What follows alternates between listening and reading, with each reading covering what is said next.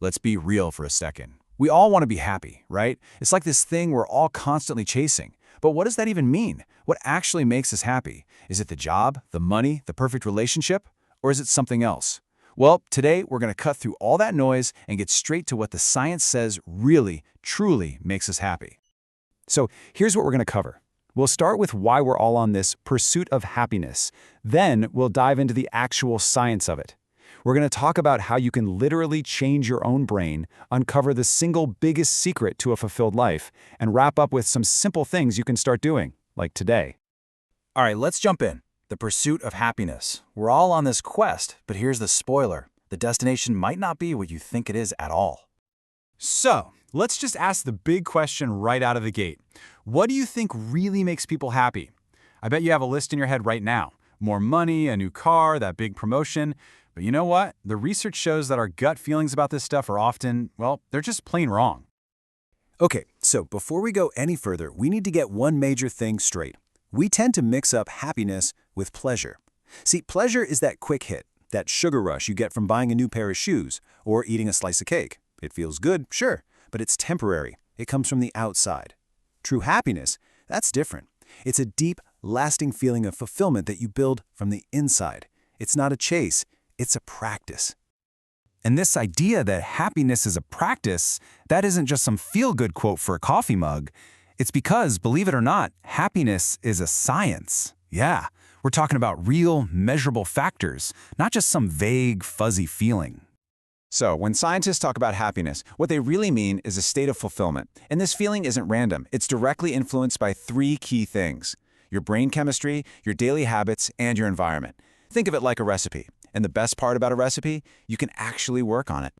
And here's the thing. These three factors aren't in their own little boxes. They're all tangled up together. For example, a super simple habit, like going for a walk with a friend, that changes your environment, right? But it also literally changes your brain chemistry by releasing feel-good endorphins. It just goes to show you how much power you have to shape your own happiness.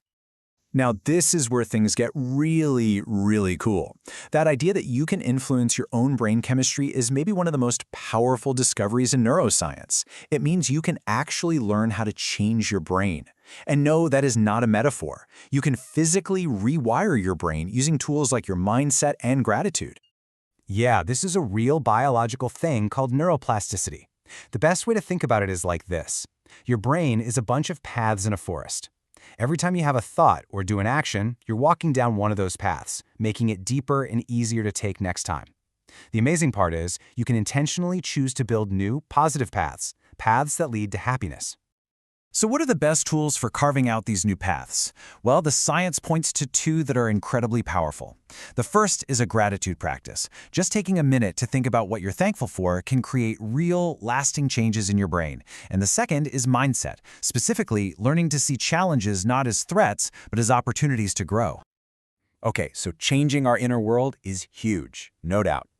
But the science shows that the single biggest piece of the happiness puzzle actually comes from the outside. It's what we call the social connection factor. And honestly, for a lot of people, this is the most surprising key to a happy life. I'm not kidding. Researchers have studied thousands of people, sometimes for their entire lives, to find the one thing that, above all else, predicts happiness and fulfillment.